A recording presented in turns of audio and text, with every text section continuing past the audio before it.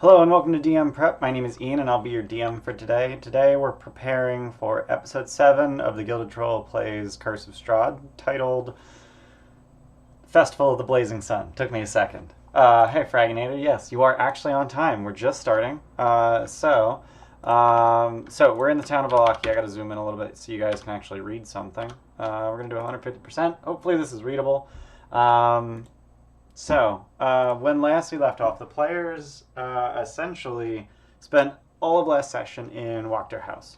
So they started the session just outside of Wachterhaus, and then basically fought their way through the entire house. They met with Lady Wachter. Negotiations went poorly, and then they ended up killing her spy, Ernst Larnack. Wasn't actually a spy. He was an assassin because I wanted him to be more powerful. So they killed him, and then they made their way into the basement, fought a buttload of skeletons, and killed the Lady Wachter herself and all of her cultists. They did get their asses kicked, though. 2 of them died in the process, but it's okay. They got better. Which is, if you're paying attention, down in this corner, I've got this 2 prep. So number one thing is Gramps' undead wild shape. So what the hell does that mean?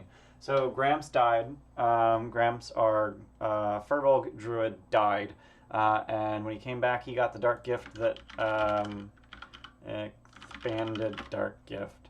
Yeah, sure, meetup.com. When he came back, he got which one is it?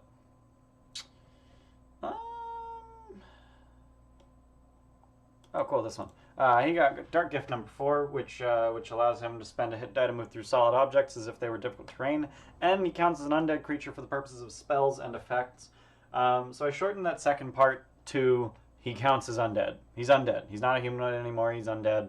I also flavored it as like his skin is slightly see-through, and you can sort of see muscles, and then through the muscles you can kind of sort of see the bones. And then I even said through the bones you can see the organs, but I think that's stretching it a little bit. Like if there's like 80% opacity, then you're seeing 80%, and then 80% of 20%, and then you're seeing 80% of 20%. And multiplicatively, it gets very unlikely that you can see anything on the bottom layer. That's Grams now. So after the session, I think after we stopped rolling, I offered for him to essentially just swap out his wild shape druid class feature, which allows you to turn into beasts, with a very, very, very similar one that I didn't come up with a name for, but essentially he would be able to turn into undead instead of beasts. Same limitations otherwise, so until level 4 he can't do anything with his flying or swimming speed. Now that he is level 4, he can do max CR of half, and he still can't turn into anything that flies. So I pulled up the list of all of the undead that are exactly CR1. That's not what I wanted. I wanted the ones that are CR half or lower. I was just looking at one for later when he hits level 8. Circle of the Thriller. It's not. He didn't get an entire new circle. He's still Circle of the Shepherd.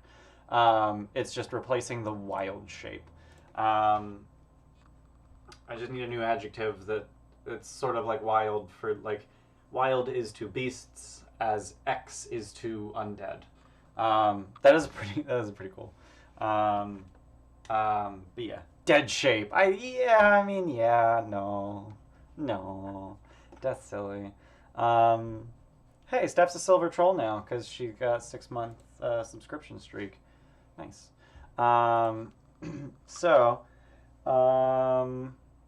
Yeah, so he has an undead wild shape. So the questions I need to answer are: what shapes can he already take? Which is to say, shamble shape. I don't think he's going to turn into things that shamble because he has access to shadow. So what shapes can he take? So the things that he has absolutely seen already. So the undead that he's seen already over the course of this campaign are shadow, specter, ghoul, but these 2 are CR1. Shadow is CR half. He's seen those. Skeletal Alchemist. Yeah, I'm gonna limit this to CR1 just so I can include things that he might not yet be able to, but he will eventually be able to turn into. So he's seen a ghoul. He's seen a specter.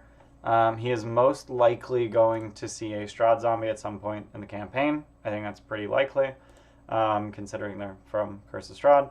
He's seen a shadow. He's so how can we jam more undead shapes into the game? So warhorse, skeleton, Rahad, soulless shape. Oh, let's go to thesaurus.com and just search undead.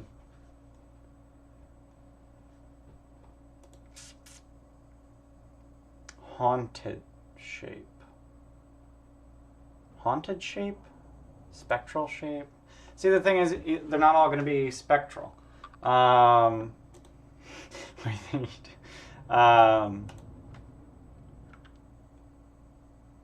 I don't know. So, yeah, there's a lot of... Woof. Return to Drifter. What the hell is this? Oh, it's a returned. Okay, from Theros. Got it. I do want to throw an undead cockatrice at them at some point. So, undead cockatrice. So the thing is, it doesn't have to be something that he has absolutely seen over the course of this campaign. It could be something that he's seen elsewhere. So I do think that I want to just give him skeleton and zombie.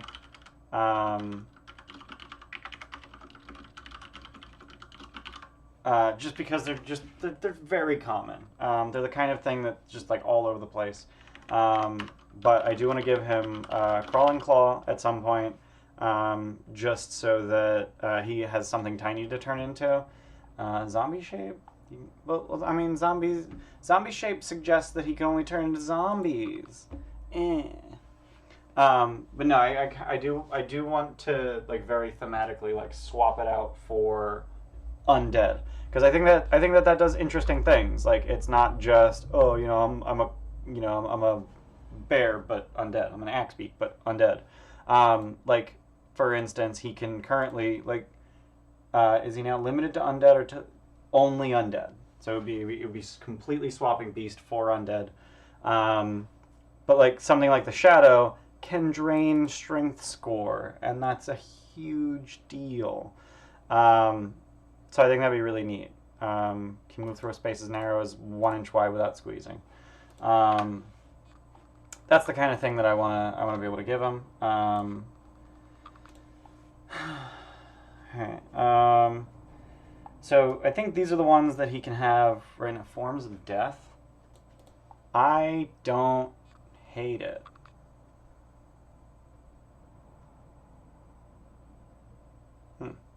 Forms of Death.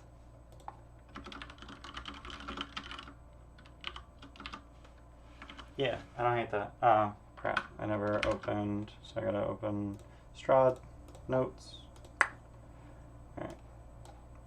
Throw this in here. Close that. Alright. So now I got this directory open, so I can save this to here. What the? Okay. There we go. 2020-08-09. Alright, saved. Alright. Right, Sunday's 9th. Yep. Alright. So I think there's a decent Zombie, Skeleton, Shadow, Spectre, Ghoul. Currently all he really has is Zombie, Skeleton, Shadow. But there's literally only 17 undead creatures that are CR half or lower. So it's not like I can give him absolutely everything, especially since like 6 of them are in Acquisitions Incorporated. I do want to give him Yellow Musk Zombie at some point. I am a huge fan of those. Yellow Musk Zombie. I do really like those. So Crawling Claw, Victor. Just Victor. Victor Volokovich. That's really easy. He's into freaky bullshit, so he can have some Crawling Claws. Undead Cockatrice. I can put them at Yesterhill, maybe. Yellow Musk Zombie, Random Encounter. Easy. With a Yellow Musk Creeper. So I'm just brainstorming over here. Is the Skeleton Key the same thing as the Skeleton? 13 EC, 13 hit points. This guy has climb speed for some reason. Vulnerable to bludgeoning, immune to poison. Yep.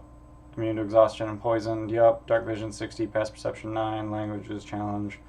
Action short. Oh, this guy has multi-attack. Okay, so, I mean, whatever.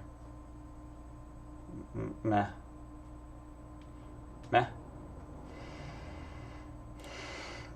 Yeah, no real reason to give him Skeleton Key. It was just kind of weird. Avatar of Death is absolutely not something that he's going to be able to turn into, ever. No, I'm not giving him that, because I'm not giving him a deck of many things.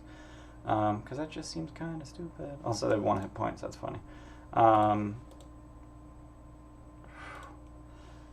Stomping Foot. Lesser known and smellier cousins to the Crawling Claw. Of course it is. What else do I want to give him? So let's take a look at the level, or the CR ones. What is a Lacedon? I mean, it says Ghoul. What is a Lacedon? Let's search. Get the... What the... Can we... Eh? Well, let's look at... Do I really have to go tap something on the portal? Dead Thing. Lacedon. Okay. Aquatic variety of ghouls. Cool. Swim speed of 30 foot. Is that actually on the... Yep. Okay. So it's a ghoul with a swim speed. Neat.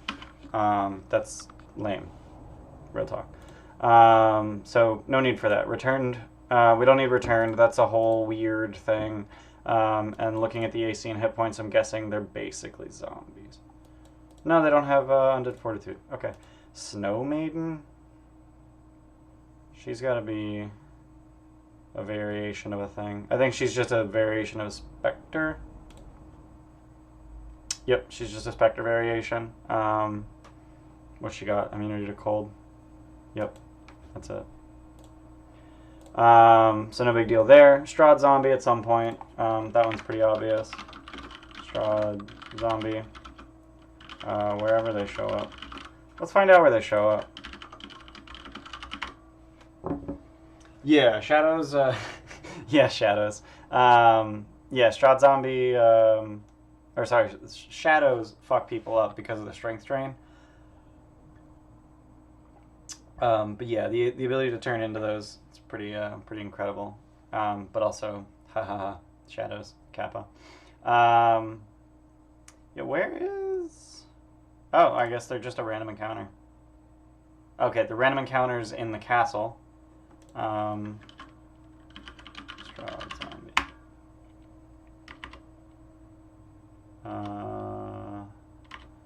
Yeah, okay, so they're in the castle. And then it looks like they're also just random encounters on the road. Yeah. Okay. So,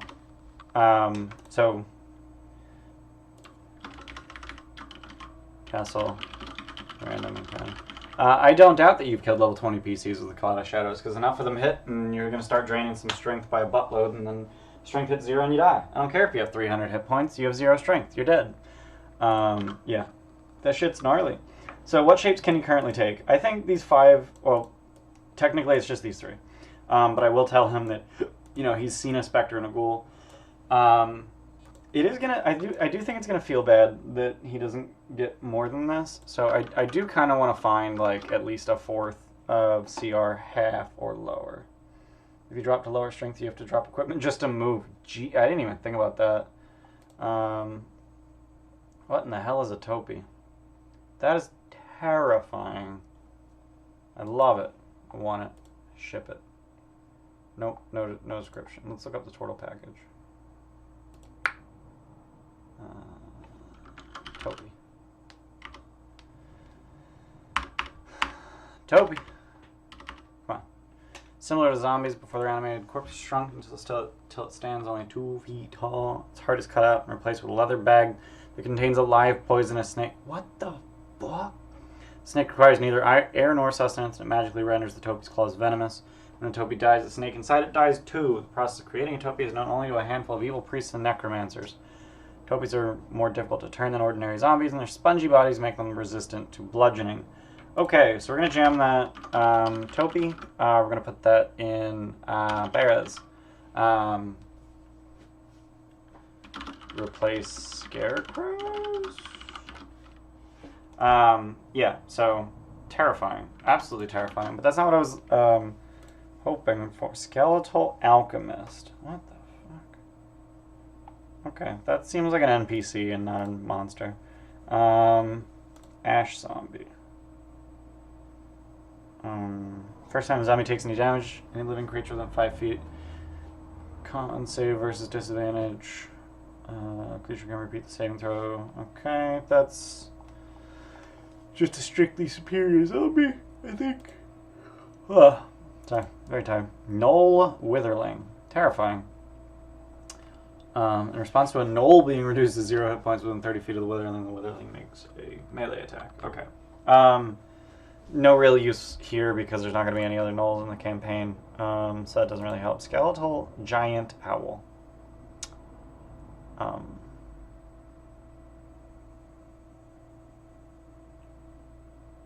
No, I'm good. I do not want any caffeine because it's already 7 o'clock, and if I drink caffeine, I'm not gonna sleep tonight. But thank you. Yeah, I don't think I can really give him anything else, unfortunately. Like he kind of just has the 3, which feels really bad. But I am going to try really hard to jam these in as soon as possible.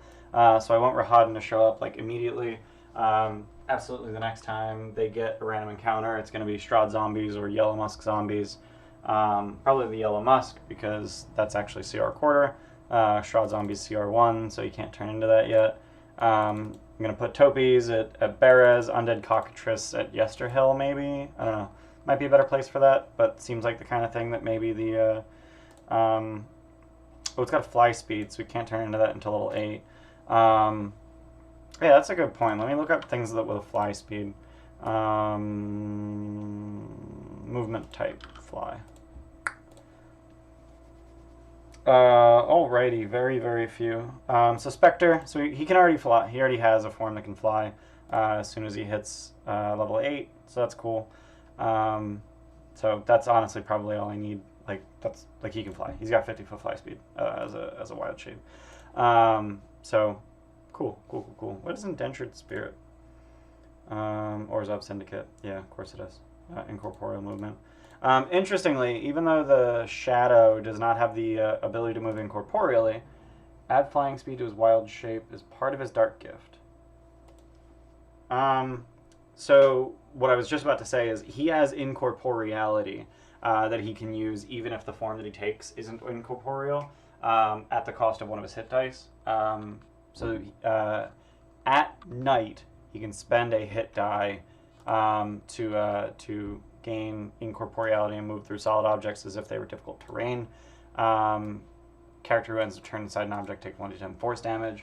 And then this doesn't specify a time limit. I was going to go with a minute. So spend a hit die, get incorporeality for a minute. And I would say that he's able to do that even in his form of death. So yeah. So the other thing that I needed to do was I wanted to homebrew, I guess I'll add this to the list, homebrew Dark Gifts as feats. So let's do that. So we've got Cold Hands,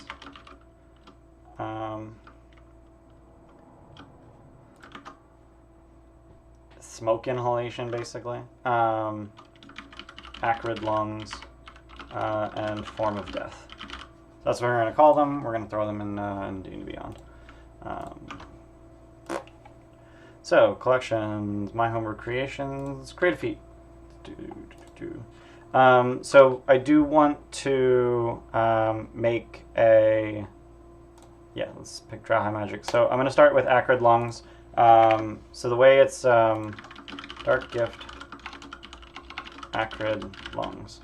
So first thing I want to do is I'm going to grab the text of this, and then I need to fix everything about it because it's crap. Wait. Wow, there's no bullshit line breaks. That's cool as hell. So your lungs burn as if from acute smoke inhalation, and you exhale wisps of smoke with every breath. The character suffers disadvantage on all Skill? Is that it? Steal someone else's list? You found a PDF of them? List of what? Dark Gifts? Is that what you're talking about? Constant irritating cough brought on by this affliction as an action. Dark Gifts. Oh, I don't need Dark Gifts anymore because they're level 5, so they can't get them anymore. They don't know that yet, but that is a thing that is true. So I don't need Dark Gifts anymore. But I've just been using the extended Dark Gifts table from Adventures League. I'm pretty sure Dark Gifts was an Adventures League thing to begin with. But yeah, they can die now. Now that they're level 5. As an action, you may cough up a billowing cloud of foul-smelling smog in a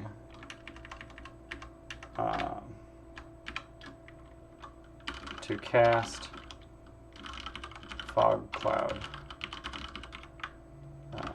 with no. How is it worded when you don't need no concentration required? That's it. Okay. No concentration required.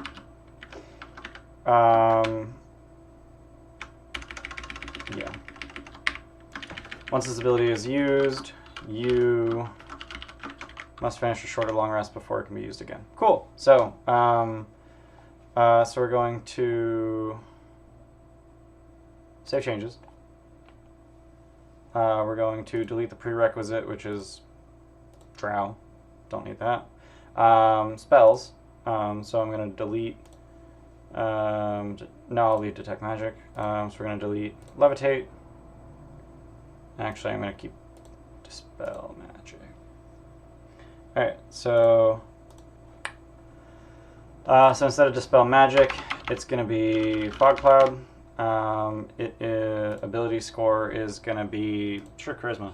1 per short rest, so that's easy. Activation type, blank, it's a spell. Spell range type, self. Okay, so when I'm picking these, it's like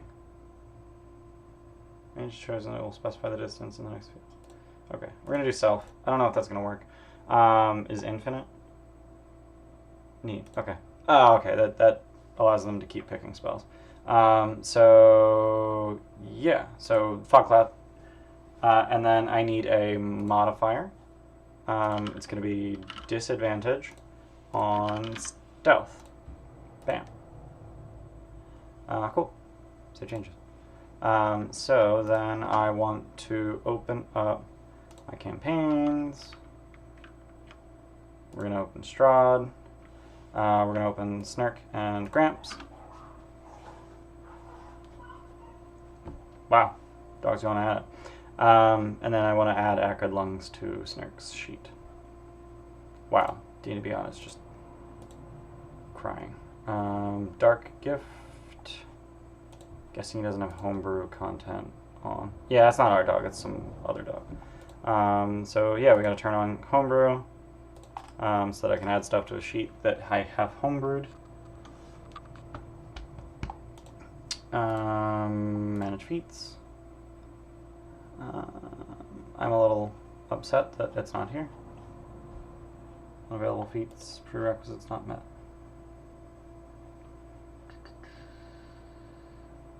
Huh. Why isn't it showing up? Like I clearly homebrewed it. Dark gift, acrid lungs. It's a feat, right? It's a feat, right? I made it as a feat. Homebrew creations, my creations. Dark gift, acrid lungs, feat. Never published, that's fine.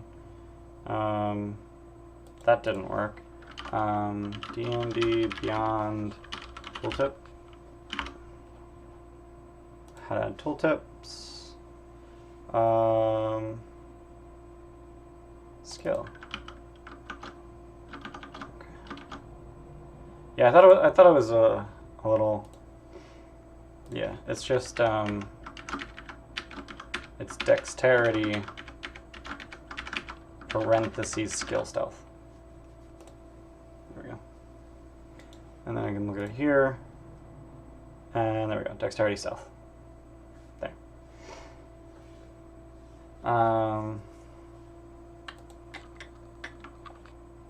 So it is, so let me just double check that, it's probably because I hit back, but he does, okay, so he does have homebrew enabled, and then we're just going to empty cache and hard reload. Steam Beyond's a dick about that sometimes. Might utilize a dark gift or two in Avernus, but reflavor them as... That's actually a really good idea. I kind of wish I had done that, because I had a really hard time. There we go, dark gift, acrid lungs. So now, if we go to the spells tab, he has fog cloud. So if I use it, and then I hit short rest, take short rest, bam, it comes back. Cool beans. Self, 120 feet. What? It's, yeah. Pupper wants some... As long as they're not barking in my face, I'll give you all the attention. Yeah. Yeah, for the most part. Sometimes dogs are a little bit too annoying to just... feet. Alright, so Cold Hands. So what does Cold Hands do? So it gives him disadvantage on some... gives him disadvantage on some dexterity checks, which means we can't put it in. Speaking of which, I wanted to make sure... stealth, disadvantage. Bam. So if I hit roll, it should roll with... No, of course it doesn't roll with disadvantage. I have to hold click. Right? No? You just... How do I roll with dis... Whatever. I don't care about D&D Beyond dice rolling. It's dumb. Turn on. No, I should turn that back on because Bayless uses it. Yeah, I don't know how to roll with disadvantage, but it's got a D here, so I put it in right. So Cold Hands, unarmed attacks now deal cold damage and disadvantage on some dexterity checks. So I don't think this feat's actually going to do anything. So I'm gonna just whatever, use some feat. It's fine. So let's come on. There we go. Dark Gift, Cold Hands. With the extension you can roll with this. Yeah, whatever. Your hands become icy cold and take on a sickly gray complexion. Your unarmed attacks now deal cold damage instead of any other damage types. Additionally, your hands are nearly numb with cold. As a result, you suffer, oh, not toy, you suffer disadvantage in dexterity checks that rely on the use of your hands. Feat tags. Whoops. So changes. Modifiers. We do not get a bonus to charisma score. That's not a thing we get. Yeah, the actor feat basically does nothing mechanically. So what I am going to try and do is I'm going to try to replace damage type. Cold. Yeah. I'm going to see what this does. I'm just going to add it to a sheet and see what it does. Homebrewing stuff on D&D Beyond is frequently just a crapshoot. So I have to restart or refresh in order to get the new feat to load. Feats, manage feats. Dark Gift, Cold Hands. What a snippet. I need a snippet in here. Is there? There's no spot for a snippet, is it? Oh, there's a snippet. Your unarmed attacks deal cold damage, and you have disadvantage on dexterity checks that use your hands. So I need a snippet just so that there's something in here. But I gave him the Dark Gift, Cold Hands. Did he get cold? No, piercing. So. Oh well. So I'm just gonna delete this modifier, and then this feat does literally nothing. So it just shows up on a sheet and looks like he has a thing. It's not gonna actually do anything, and the snippet will show up eventually. I will hit save changes again. Make sure the snippet's in there. Yep, snippet. Alright, cool. That's cold hands. Let's make a feat. Form of death.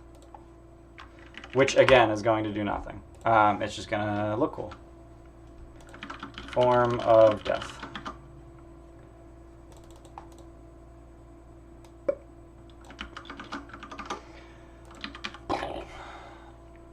At night, you can spend 1 hit die to become incorporeal for 1 minute. While incorporeal in this way, you can move through solid objects as though they were difficult terrain. If you end your turn inside an object, you take, I'm just going to say 1d10 force damage. Additionally, you count as an undead creature for the purposes of spells and effects such as turn dead. So this is technically the way that you would word it. I basically just told him, you're undead. You can spend 1 hit die. Okay. Save changes. So I do want to add a snippet. I'm literally going to... you can spend hit dice to become incorporeal, and also you are undead.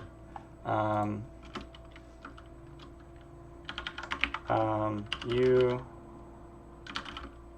have come far too close to death and have not fully returned.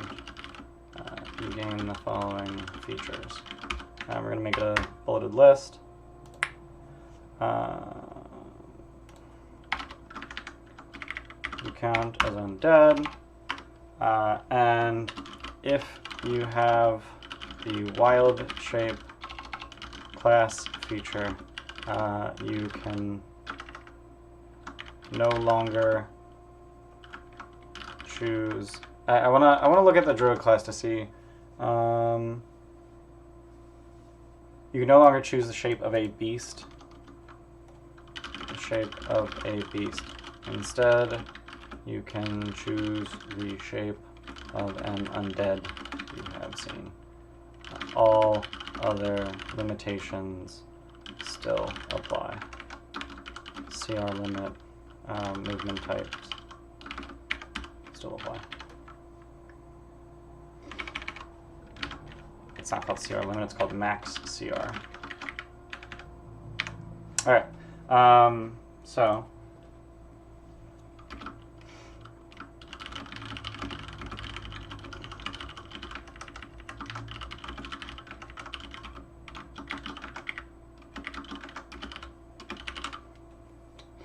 and once again, I don't think this is going to do much of anything. Hey, Featherfail followed. Thanks for following, Featherfail.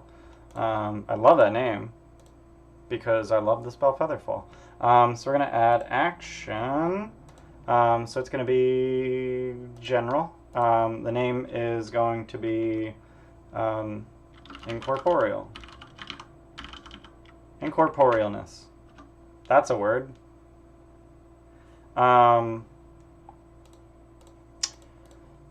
I don't snip it. Yeah, so here I'm going to go back to form of death. I want to go to form of death, edit. I'm going to grab this. This is the description. And then I'm going to grab this. You can spend hit dice to become incorporeal. You have a monster concept? Mind if you share? Sure.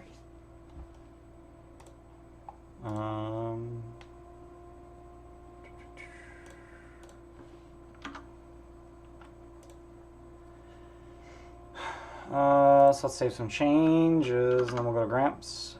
Make sure that he has homebrew enabled, because I'm guessing he doesn't. Because most people don't.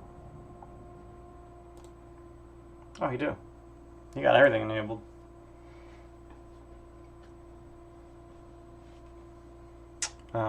Features and traits, feats, and we're going to add...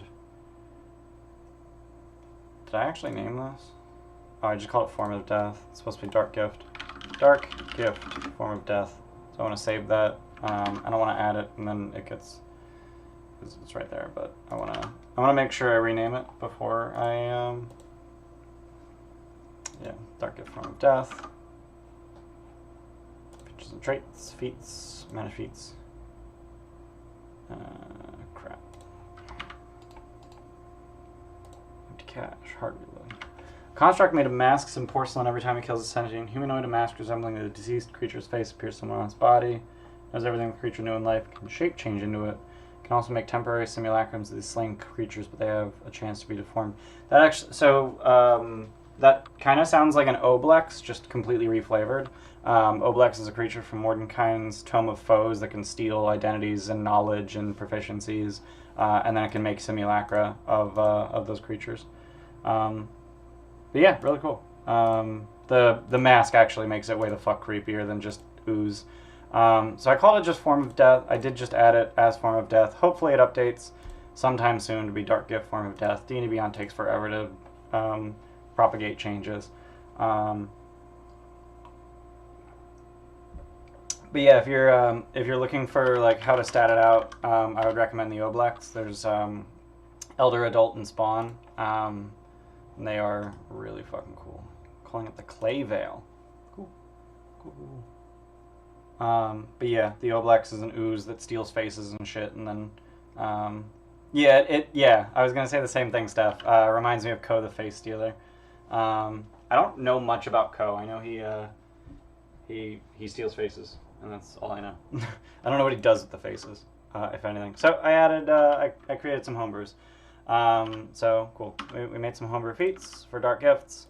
Fortunately, I don't have to do that anymore because they're level 5 now, so they can't get Dark Gifts anymore. So I actually kind of was wondering about that. So level 5 is a huge power jump for the players.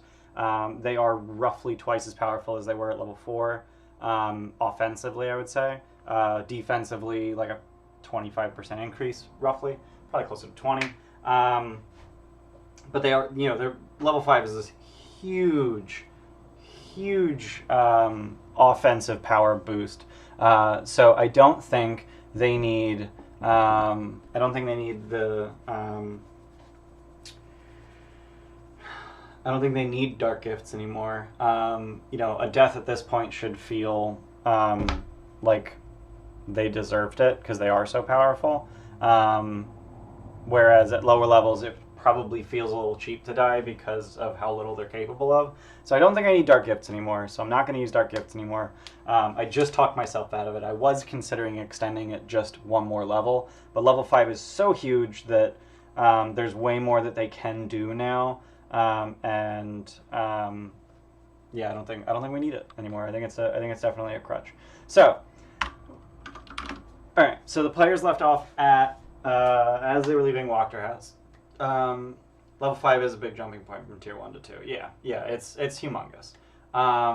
So after we ended the stream, I decided to go back and retcon, giving them some magic items throughout the course of Wachterhaus.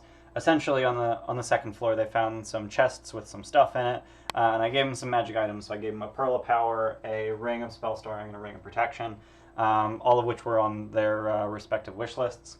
So that's cool. Yeah, any longer and they're going to stop being careful. Right. So they left Wachterhaus, and their plan is to go back to the church, talk to Father Lucian about what they learned.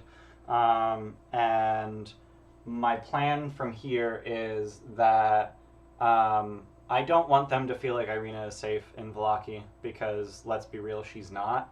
And with Lady Wachter out of the way, the Burgomaster essentially has no rivals. There's just no one to stop him from, being depraved, and there's no one to stop Ezek from being... She is safe somewhere, in fact. She is safe if she manages to get out of Barovia, which is the thing that can happen. You guys had the option in the campaign that I ran before. You guys had the option for her to leave, but since it doesn't present itself as a way for her to leave, it presents itself as something fairly nefarious. You guys stopped her. So that's a thing. Yeah, so in Krezek there is a pool.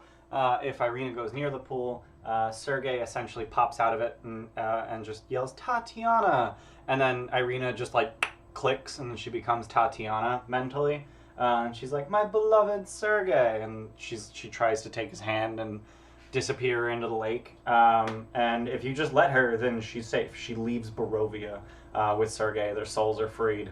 And then she stops being reincarnated, and Strahd gets super pissed. But if you stop her from reaching out for Sergei, right, what player would do that? Exactly. If you stop her from reaching out for Sergei, then that option is forever lost to you. So, just a thing. That's a thing that exists. So they're going to go to the church and find that Izek has already taken Irina. They had a promise from the burgomaster that that Irina would be safe there, but as they found out from Lady Wachter, he has no control over his dog. The leash is too long. Your group let her go? That's fantastic. I honestly, like, I have a hard time believing, like, that anyone would actually go through with that. Like, it's just seems so ridiculous. Like, unless you get to Krezek knowing, like, everything about her past, but I feel like that's super unlikely. So they're going to get to the church. So what my players told me their plan was, I think I wrote this down at the end of last session. Yeah, I did. Cool. So at Darkest D&D Beyond, did it. So their plan is to go back to the church, talk to Lucian about what they found, go to the burgomaster to debrief him, and then I need to prep the festival, the Stani camp outside of town. Okay. Oh, okay. So they're expecting to go to the festival, and then probably the camp, and Snurk wants to go to Wizard of Wines, and then Inej wants to go to Argan Vostholt. So I'm actually curious who's going to get the Sun Sword. I've considered reflavoring it to the Dust Crusher for Rubek. Like giving it the same, because Rubek is very, like, Rubek just took the Crusher feat, so he kind of needs to do a bludgeoning attack. But the thing with this, it deals radiant damage instead of bludgeoning damage. But I would say that you still get the benefits of Crusher, even though it's dealing radiant damage. But I am kind of considering just making it Dust Crusher instead of the Sun Sword. I just think that'd be pretty neat. And then give it the same. And you know, this has like Palor flavor, but I would literally just say that's the Morning Lord. Honestly, I'm not convinced that the Morning Lord isn't Palor. And I'm not convinced that Mother Night isn't the Raven Queen. But I'm sure there are first, second, third edition elitists, or not elitists, purists. That's the word. Ravenloft purists from first, second, and third edition that would fight me on that assertion. Yeah, so I don't understand. Yeah. Fighter actually stopped him from holding on to her. Player realized who Sergei was from, I believe, the tome. Yeah, I mean, my players just got the tome, so and they learned about Tatiana. They learned about Sergei. They don't know jack shit about Irina. They don't know that Irina is Tatiana. And they don't know that Tatiana is Izek's sister. Neither does Izek. Real talk. I don't think who knows that. Does anyone know that? That's frustrating. I hate this too. Like, it's like, oh, just the stat block. It would have been nice to have like all the info about him too. Izek Strozny. Izek and his sister were born Valaki. Yeah. His dreams of Irina, takes her by force, holds her captive in his bedroom. I should look that up. So it's N3J. Izek's bedroom. It's locked. Izek has the only key. Assumes the characters have met Irina. If they haven't met her, don't read the last sentence. Cool. They have. Dolls! This room is full of pretty little dolls. I love that. Just dolls. That is good read aloud text. Because it gives you a very clear indication of how to read it. Dolls. This room is full of pretty little dolls with powder white skin and auburn hair. Some of them dressed beautifully, others plainly. Some of the dolls fill a long bookshelf, while others are arranged in neat rows on wall-mounted shelves. Still others are piled atop a bed in a heavy wooden chest. What's most odd is that all of the dolls, apart from their clothing, look the same. They all look like Irina Kolyana. Non-magical short sword. Ooh. I might make that silvered. I don't hate that idea. I think my players need to know that they need magic things. So N3J, where is N3J in the mansion? Because this is another thing that I didn't prep when I was prepping Velaki. So N3, oh, okay, it was right across the hall from that one. Oh god, just dolls on the bed, dolls on the shelves. So he just keeps Irina locked in here. Whoa, there's some manacles in area M. Let's look that up. N3M. Lock closet. Oh, Udo Lukovic. Arrested during the Wolf's Head Jamboree for carrying signs suggested the Wallachians should feed the Baron to the wolves. Woof. Baron has the key to his manacles. They break if they take 10 damage or more from a single weapon attack. So they have 10 hit points and a damage threshold of 10. Got it. If they release Udo, his first desire is to return to his home. Later he plans to tell Father Lucian of his ill treatment in the Burgomaster's estate. If the Baron discovers that Udo has escaped or been set free, he sends Ezek to find the shoemaker and bring him back for further questioning. Under great duress, Udo provides the names or descriptions of those who liberated him, turning the Burgomaster against characters. Cool. So, yeah, I think when the players go back to the Burgomaster, it's not going to be to debrief him. I think it's going to be to confront him. So I think this might be the part where I need to prep the mansion. Let's do that. Let's pull it up. Yeah, let's close that. I don't need that. We're gonna pull it up on Roll20. Burgomaster's Mansion. Determining scale sizes. Okay. So I am going to make sure dynamic lighting is disabled, turn off advanced fog of war, and turn on regular fog of war. Cool. Neato. So the question is, what in the fuck is Ezek doing? Oh yeah, I have these guys in here. Forgot about that. So Irina's in here. Like that's just a thing that's true. And then let me grab the PCs, who I forgot that I left here the last time that they were here. So I just put them down here in the vestibule. So the question is, what in the fuck is Ezek doing? I don't want to be weird. I don't want him to be weird. Like he's obviously a weird dude. But I don't want anything like creepy going on. I just want him to be like, I don't know, weird. What's horror but not sexual? I really don't want anything sexual. That's just not comfortable. So what does Ezek want with her?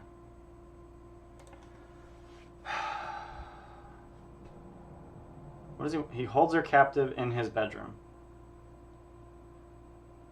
Covets her in an unwholesome way. What does Ezek want with Irina?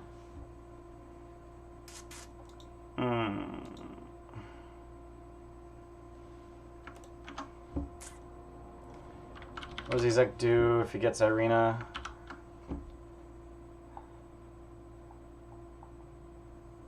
Okay. Yeah.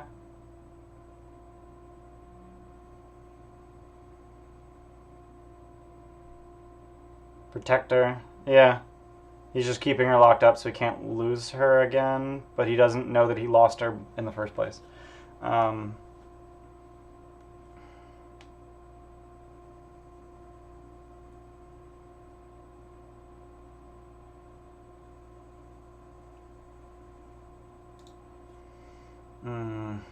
Deceased. Cool. Yeah, that's just a... I do not want Tumblr. Yeah, so I guess he's just keeping her there to protect her. Yeah, I think Amber's got the right of it. I don't think there's really any more. Like, he just wants her to not be far from him, and he doesn't understand why, and he doesn't know what to do. But he knows that he doesn't want to let her out of his sight. So the players are probably going to have to murder him. So I'm expecting them to just absolutely kill everyone in this mansion. So the question is, who the fuck's in the mansion? And it looks like not a lot. There's some Mastiffs and an Ezek. Spirit Assassin. Let's look at N3P.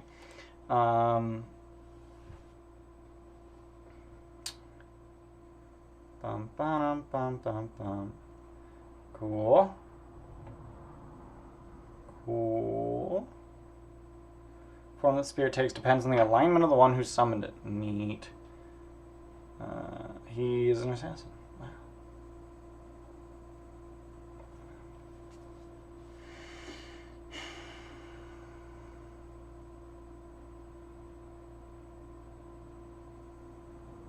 Wow.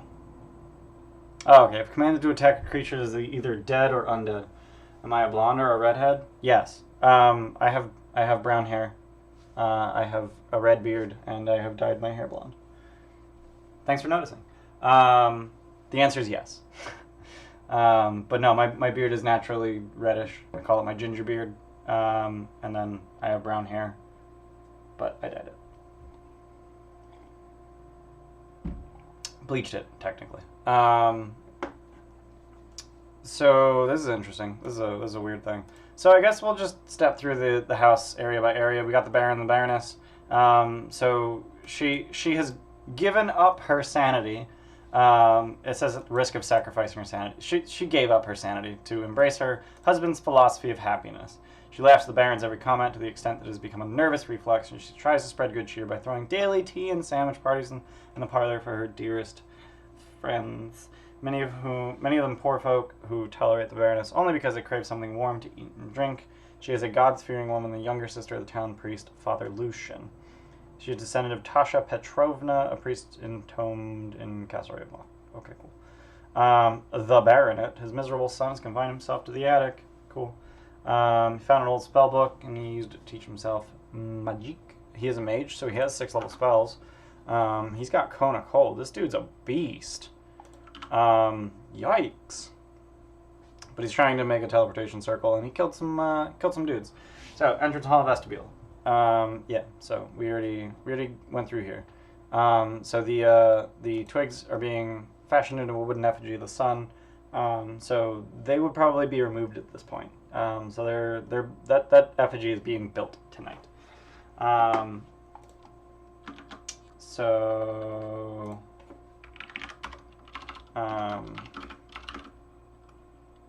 Burgomaster's Mansion. I'm guessing the Festival of the Blazing Sun's probably not going to happen. Probably not going to end up happening, because I think they're going to murder everyone. When they realize that Ezek has Irino. So no more twigs. Effigy being constructed in square. Yeah, he did also drive Catgirl insane. Yeah, he's a piece of work. Yeah, Victor's a piece of shit. Parlor. Oh, okay, here, cool. Dining room. Yeah, there's women's eating de foods. Bribing them with tea and cake. They're stitching children's costumes and weaving together a wicker sun. Oh, okay. In dining room. In N3C. No, dining room. Being built in dining room. Cool. No more twigs. Effigy being built in dining room. Cool. Preparation room. What is the Okay, so that's like food prep. Cool. Silverware is expensive. Cool. Den. Barehead. Rar. Yeah.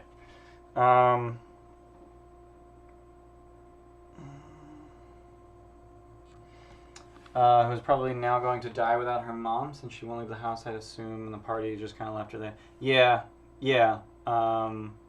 Yeah, Stella's probably dead. Stella's probably gonna... I'm guessing Stella is going to be eaten by the other cats, because they unlocked the door to the cat room, and they unlocked the door to Stella's room. Yeah. Stella's probably gonna spend some time with the cats, and then she'll die, and then the cats will eat her. Or the cats will die and then she'll eat them. Cats are going to eat some cat people, or vice versa. It's going to happen. But I don't think the players are going to go back there, so... Servant quarters. Yep, those are quarters. Kitchen. It's a kitchen. Pantry. It's a pantry. Cool. First floor is easy. Upstairs gallery. They already went there. Neat. Ezek's bedroom. We already read that description. Cool, cool, cool. Victor's bedroom. I don't think he spends a lot of time here. Yeah, he doesn't spend a lot of time here. We already went in the library.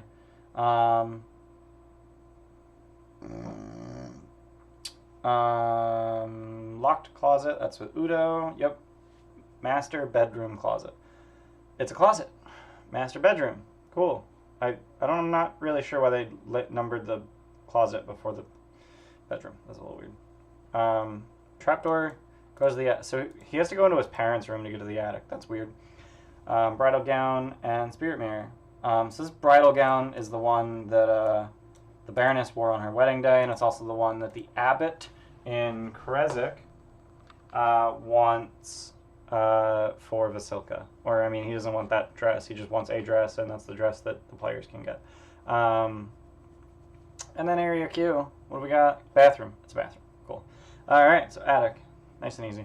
Attic room. 20-foot square room. Not quite, but sure, it's 15 by 20. 20-foot square room. High-pitched ceiling. Reaches peak 20 feet above. Wooden rafters are shrouded in cobwebs. Except for an old table with a lantern on it, the room is empty, but there's a door that goes in the next room, and the attic storage, full of old forgotten things draped in white sheets. Piled around them are battles, crates, trunks, and old furnishings covered with cobwebs and dust. You see a clear footpath through the maze. Single set of human footprints in the dust that lead to area N3T. Old paintings and antiques, nothing of value. Fortune's a Ravenloft, we don't have one. Player who goofed off the most made it a point to go back and use Greater Resto on her when she was able to. Shocked the heck out of me, so she got inspo, which she blew on doing something dumb, which was more in character. Yeah, I mean, yeah. Yeah. I don't think my players are going to do that. So Victor is written as having skeletal cats. I'm going to use crawling claws instead. Hopefully those are in here. Yeah, they are. Cool. Monsters. Crawling claw. Alright, so we're gonna... Actually, I'm gonna do both.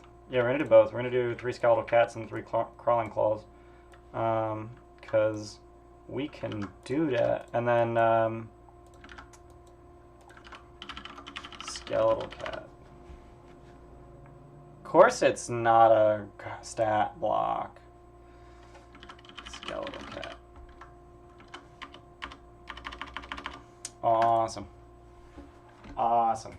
Yeah, so skeletal cats and crawling claws. So he'll get 2 more wild shape forms, likely today. Or not today, but you know, Sunday when we do the session. Workroom. Only leaves when he needs food or spell components. Got it. Someone has carved a large skull into this door. Hanging from the doorknob is a wooden sign that reads, "All is not well." You hear a young man's voice beyond. What a teenager. Nearly invisible glyph etched into the skull's forehead. Glyph of warding. The voice belongs to Victor. He's reading aloud. Anyone who listens at the door and succeeds on an arcana check tell he's badly pronouncing some kind of teleportation spell. Wow, that's some... Jeez. Someone has taken old mismatched furniture and created a study in this dusty lamplit chamber. Tables are strewn with pieces of parchment on which strange diagrams are drawn, and a freestanding bookshelf holds a collection of bones. Dusty rug covers the floor in front of a pine box on which lounges a skeletal cat. Several more skeletal cats skulk about, so I'll have to modify that text to include the crawling claws. Most unnerving of all is the sight of 3 small children standing with their backs to you in the northeast corner of the room. And I think those are just mannequins. In the center of the room, perched on the stool, is a thin young man with a premature streak of gray in his dark hair. He cradles an open leather-bound book in his arms. Weird, awkward, and off-putting fellow who is dangerous only if threatened. Dug up some old cat bones and animated them, creating 6 cat skeletons. Little annoying cat skeleton. Well, I will homebrew it. Right now. I'm going to homebrew it right now. We're going to do it. Collections. Create monster. Cat.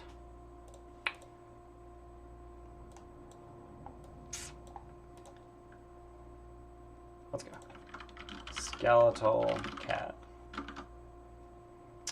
Dark vision, 60 feet. Immunity to poison damage, exhaustion, and poisoned condition.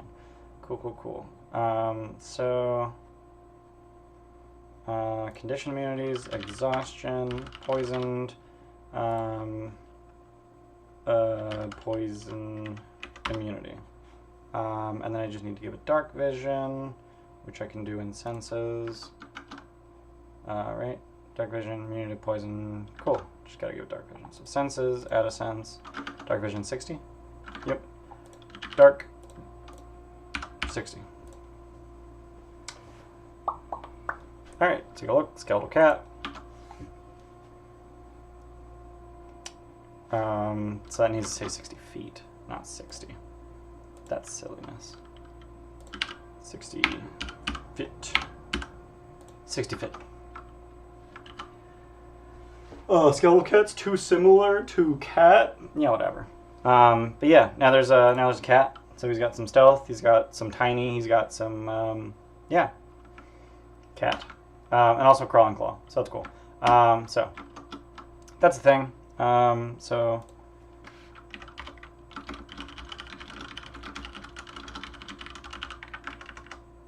yeah. So we got crawling claw and skeletal cat. Victor Wachterhaus. We've got warhorse skeleton as soon as they leave the town, or at some point after they leave the town. Random encounters with some Strahd zombies and yellow musk zombies. Undead cockatrice at Yester Hill, and then Topi at Baroness. All right. So yeah. So he's gonna get some undead shapes. That's not a big deal. So let's get rid of this 2 prep and then unindent everything. All right. So no more twigs after she's being built in the dining room. Arena in Ezek's room. Not tied up, but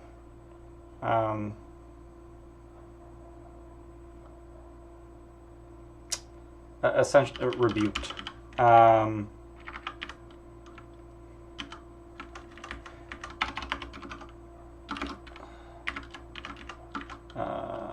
But not trying to escape.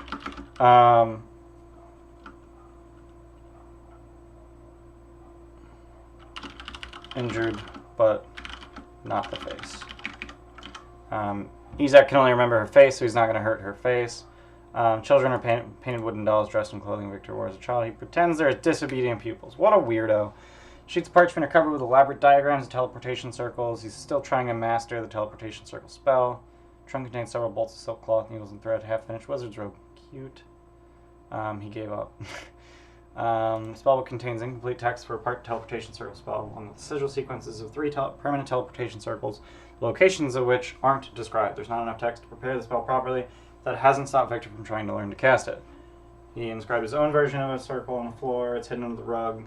In the past couple of weeks, he managed to imbue it with magic, but he failed to account for several factors. It doesn't fade after use, nor does it function teleportation. If the circle is used in the casting of teleportation circle spell, whether the actual spell or Victor's version of it, any creature standing takes 3d10 force damage and isn't teleported anywhere. If this damage reduces the creature to 0 hit points, the creature is disintegrated. Yeah.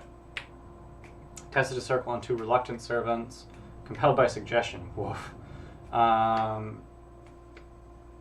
In both cases, linking circle one of the other circles whose sigils are in his spellbook. Hey, Mr. Bayless, how's it going? Each servant was torn apart before his eyes before vanishing in a flash of purple light. He doesn't know how to fix the circle. Plans to make more modifications before testing it again. Oh yeah, Mr. Bayless isn't supposed to be here. Get the hell out of here, tired sweet boy. I didn't even question it. Get the hell out of here, tired sweet boy. I'm probably plotting your demise. Yeah, so, that's that. I think I do need to prep the Festival of the Blazing Sun anyway. Under threatening skies, parade of unhappy children dressed as flowers. Trudge to the muddy streets leading the way for a group of sorry-looking men and women carrying a 10-foot diameter wicker ball. Burgomaster and a smiling wife who holds a sad bouquet of wilting flowers follow the procession on horseback. As weary spectators watch from their stoops, the ball is borne to the town square. There it is hoisted and hung from a 15-foot high wooden scaffold. Townsfolk take turns splashing it with oil. Before the wicker sun can be set ablaze, the sky tears open in a sudden downpour. All will be well, cries the burgomaster as he brandishes a sputtering torch and marches defiantly through the rain toward the wicker ball, only to have his torch go out as he thrusts it into the sphere. A singular laugh erupts from the crowd, drawing the burgomaster's fiery gaze as well as gasps from the townfolk. Burgomaster immediately has Lars arrested for spite. Unless characters intervene, Lars is bound to the ankles and wrists and dragged behind the burgomaster's horse for the... Wow! Holy shit. They drag him to death. If they challenge the burgomaster in any way, he orders them banished from Vallaki. If they protest, he orders the guards to arrest them, deprive them of their weapons, and force them out of Vallaki at sword point. But the guards are not going to be...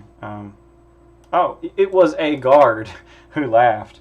Okay, I missed that. But yeah, I think there's like 24 guards. 2 town guards in the gate. 24 human guards, half of whom are on duty at any given time. Cool. Half the gates, 6 patrol the walls. The town can also muster a militia of 50 able-bodied human commoners armed with clubs, daggers, and torches. Yeah, so...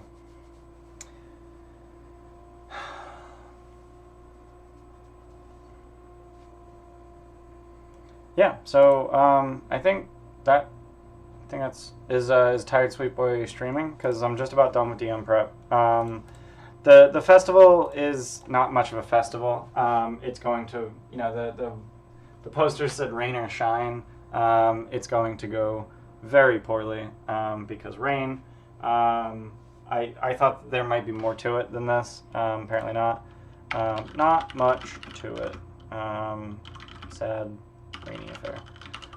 So I'm basically done prepping, and I think half the time that I spent prepping today was Dark Gifts.